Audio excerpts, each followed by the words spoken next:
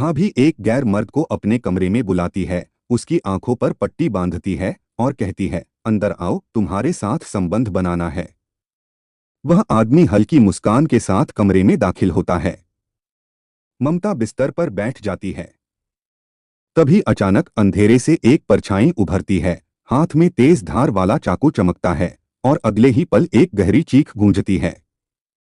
गर्दन से खून का फव्वारा फूट पड़ता है। लेकिन यह सिर्फ एक हत्या नहीं थी, बल्कि एक सोची समझी साजिश थी। आखिर यह खेल किसने रचा? कौन था मरने वाला?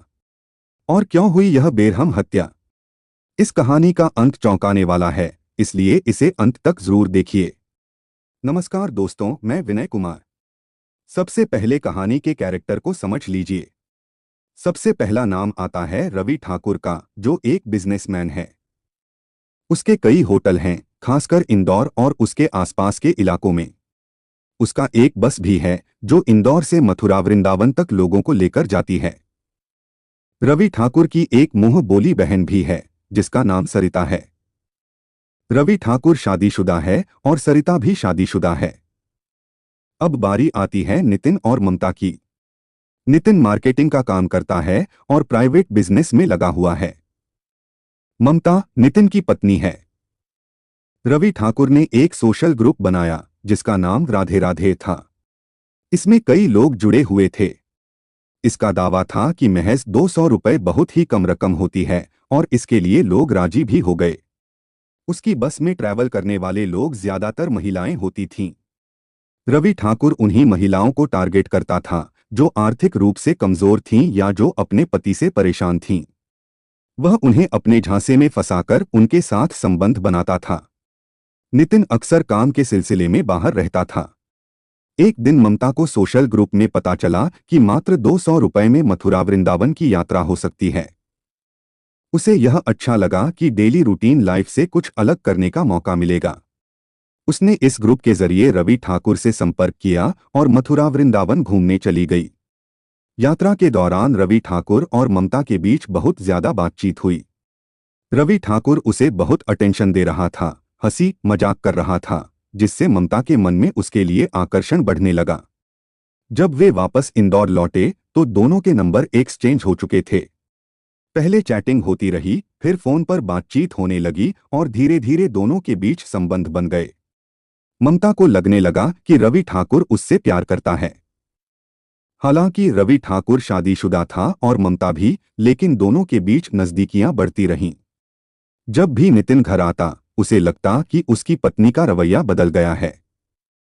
वह पहले जैसी बातचीत नहीं कर रही थी, उसे अटेंशन नहीं दे रही थी और रुखी रुखी रहने लगी थी। उसे शक हुआ कि कहीं कुछ गड़बड़ तो नहीं है। नितिन ने यह पता लगाने की कोशिश की कि उसकी गैरमौजूदगी में कोई घर आता जाता है या नहीं, लेकिन उसे कोई सुराग नहीं मिला। फिर उसने सोचा कि क्यों न बीवी का फोन चेक किया जाए। ममता कॉल लॉग तो डिलीट कर देती थी, लेकिन चैट डिलीट करना भूल गई थी। जब नितिन ने उन चैट्स को पढ़ा तो उसके होश उड़ गए। उसे एहसास हुआ कि उसकी बीवी किसी और के साथ, जो कि एक बिजनेसमैन है, उसके साथ संबंध बना चुकी है, उसके साथ प्यार भरी बातें कर रही है और शायद इसलिए वह मुझसे पहले जैसी बर्ताव नहीं कर रही है। नितिन ने ममता को बहुत डांटा। उसने गुस्से में कहा, तुम शादीशुदा हो, वो भी शादीशुदा है। तुम लोग कितना गलत कर रहे हो, तुम्हें इसका अंदाजा भी है। लेकिन नितिन के समझाने के बावजूद ममता नहीं मानी। फिर गुस्से में आकर नितिन ने उसका फोन ले लिया और उसे सख्त हिदायत दी, तुम किसी और मर्द से बिल्कुल भी बात नहीं करोगी और रवि ठाकुर से तो कतई नहीं। घर में झगड़ा चल रहा था और उधर रवि ठाकुर बेचैन हो गया। उसे समझ नहीं आ रहा था कि ममता आजकल बातचीत क्यों नहीं कर रही थी, ना ऑनलाइन आ रही थी और ना ही फोन उठा रही थी। उसे लगा कि कहीं उसका प्यार बदल तो नहीं गया, या ममता को कोई और पसंद आ गया। उसने बार बार ममता से संपर्क करने की कोशिश की। इसी बीच उसे पता चला कि ममता का फोन उसके पति ने छीन लिया है, इसलिए वह ऑनलाइन नहीं आ रही। अब रवि ठाकुर किसी भी हालत में ममता से बात करना चाहता था। उसने अपनी मुंहबोली बहन सरिता को बीच में डाला। सरिता की एक बेटी भी थी। रवि ठाकुर ने सरिता से कहा कि वह ममता को जाकर यह बताए कि उसने ममता के लिए एक कीपैड वाला फोन खरीदा है। उसने उसमें एक नया सिम कार्ड लगाया जो उसके ही नाम पर था और यह फोन सरिता के जरिए ममता तक पहुंचा दिया। अब जैसे ही ममता के हाथ वह फोन लगा, गुपचुप तरीके से उनकी बातचीत फिर से शुरू हो गई। अब चैट तो नहीं हो सकती थी, लेकिन कॉल पर बातें होने लगीं। कुछ दिन बाद रवि ठाकुर ने ममता से कहा, चलो होटल में मिलते हैं। ममता तैयार हो गई और होटल पहुंची। वहां रवि ठाकुर ने उससे कहा, देखो हमारे बीच में जो संबंध है उसे और ज्यादा एक्साइटिंग बनाते हैं। तुम मेरे कुछ दोस्तों के साथ भी संबंध बनाओ। यह सुनकर ममता कांप गई। उसे यकीन नहीं हो रहा था कि वह जिस रवि ठाकुर से प्यार करने लगी थी वह ऐसा इंसान निकलेगा। अब उसे समझ आया कि रवि ठाकुर सही इंसान नहीं है। उसे अपने पति नितिन की वह बात याद आई, तुम उस आदमी से बात मत करना। ममता किसी तरह होटल से निकल आई, लेकिन इसके बाद उसका फोन लगातार बजता रहा। कीपैड वाले फोन पर लगातार मैसेज आ रहे थे, अगर तुमने मेरे दोस्तों के साथ संबंध नहीं बनाए तो मैं तुम्हारा वीडियो वायरल कर दूंगा। जो हम दोनों होटल में थे, ब्लैकमेलिंग का यह सिलसिला बढ़ता ही जा रहा था। ममता को अब लगने लगा कि उसने बहुत बड़ी गलती कर दी है। वह घबरा गई और आखिरकार अपने पति को सारी सच्चाई बताने का फैसला किया। लेकिन वह डर रही थी कि कैसे बताए। आखिरकार हिम्मत जुटाकर ममता ने नितिन को सब कुछ बता दिया। रवि ठाकुर अब मुझे ब्लैकमेल कर रहा है, मुझसे बहुत बड़ी गलती हो गई, मैं दोबारा ऐसी गलती नहीं करूंगी। नितिन ने ममता को समझा और कहा, ठीक है तुमसे गलती हुई, मैं समझ सकता हूं, लेकिन अब जो गलती हमने की उसका कोई फायदा नहीं। अब हमें उस इंसान को ही रास्ते से हटाना होगा। ममता ने कहा, इसमें सिर्फ रवि ठाकुर ही नहीं, सरिता भी शामिल है। अब पति पत्नी ने मिलकर एक प्लान बनाया कि क्यों न दोनों को ही रास्ते से हटा दिया जाए। लेकिन कैसे? दोनों अच्छे परिवार से थे, उनका कोई क्रिमिनल बैकग्राउंड भी नहीं था। इसलिए उन्होंने वही किया जो उन्होंने टीवी पर देखा था, क्राइम सीरियल देखना शुरू कर दिया। सीरियल्स देखने के बाद उन्होंने पहले सरिता को फोन किया। ममता ने सरिता से कहा, मेरे पति अहमदाबाद के लिए निकल चुके हैं, रवि को बता दो कि मैं उससे मिलने आ रही हूं। सरिता ने यह खबर रवि तक पहुंचा दी। फिर उसने अपनी बेटी से कहा, ममता आंटी घर आने वाली हैं, तुम अपने दोस्तों के पास चली जाओ। सरिता की बेटी घर से चली गई और अपने मौसी के घर चली गई। अब खेल शुरू हो चुका था। फोन करने के बाद नितिन और ममता दोनों अलग अलग ऑटो से सरिता के घर पहुंचते हैं। उस वक्त सरिता किचन में काम कर रही होती है। ममता अंदर आते ही सीधे बेडरूम की ओर चली जाती है और नितिन बेडरूम के दरवाजे के पीछे जाकर छिप जाता है। थोड़ी देर बाद सरिता चाय बनाकर कमरे में आती है और कहती है, रवि ठाकुर जल्दी आने वाला है। तभी ममता डरने का नाटक करते हुए कहती है, मेरे पति भी इधर ही हैं, हो सकता है वो मुझे ढूंढ लें और मेरी पिटाई करें। वह घबराने का नाटक करने लगती है।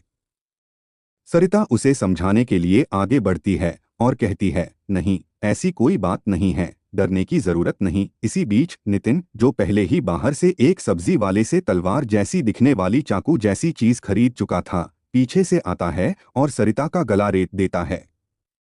जैसे ही सरिता गिरती है, ममता उस पर एक के बाद एक कई चाकू के वार करके उसे मार डालती है। अब अगला नंबर रवि ठाकुर का था।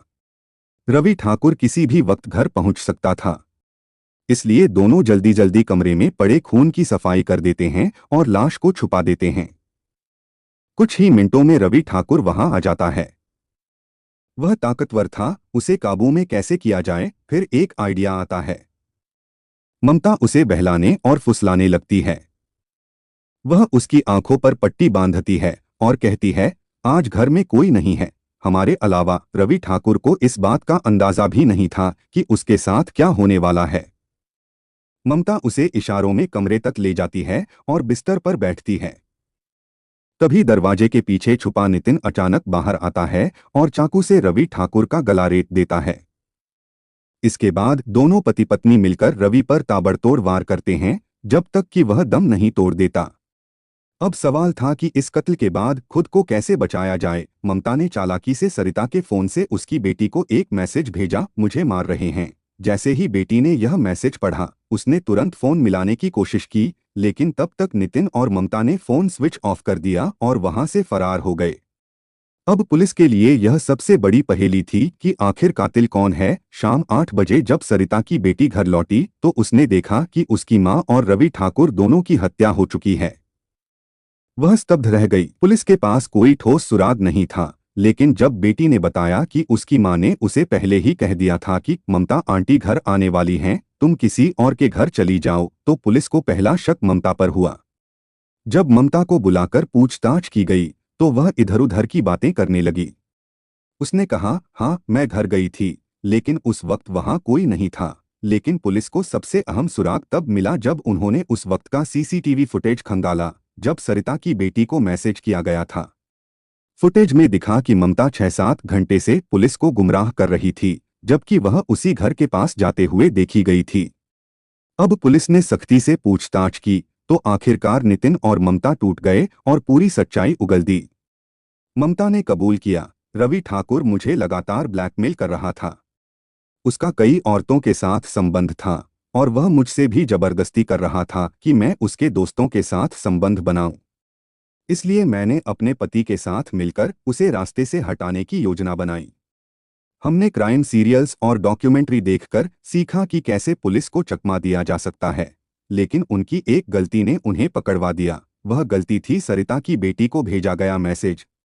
ममता और नितिन को लगा था कि यह मैसेज भेजने से लगेगा कि कोई और हत्या कर रहा है, लेकिन उन्हें इस बात का अंदाजा नहीं था कि सरिता पहले ही अपनी बेटी को बता चुकी थी कि ममता आंटी घर आने वाली हैं। जब यह सच्चाई सामने आई तो पूरे इंदौर में खौफ और दहशत का माहौल बन गया। लोग समझ नहीं पा रहे थे कि एक महिला इतनी बेरहमी से कैसे कत्ल कर सकती है। फिलहाल ममता और नितिन पुलिस कस्टडी में हैं।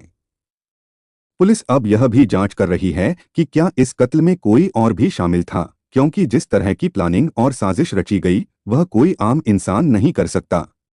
यह कत्ल किसी पेशेवर अपराधी की तरह अंजाम दिया गया था। यह कहानी सिर्फ एक क्राइम स्टोरी नहीं, बल्कि एक सीख भी है। गलत रास्ते पर चलने से सिर्फ बर्बादी मिलती है। प्यार, विश्वास और रिश्तों की अहमियत समझें। किसी भी गलत कदम से पहले एक बार सोचें। कोई भी जुर्म परफेक्ट नहीं होता, कानून के हाथ लंबे होते हैं और सच कभी न कभी सामने आ ही जाता है। अगर आपको यह वीडियो पसंद आया हो तो हमारे चैनल क्राइम स्टोरी को लाइक, शेयर और सब्सक्राइब जरूर करें। बेल आइकन दबाना न भूलें ताकि आपको हमारे क्राइम से जुड़े हर अपडेट सबसे पहले मिले।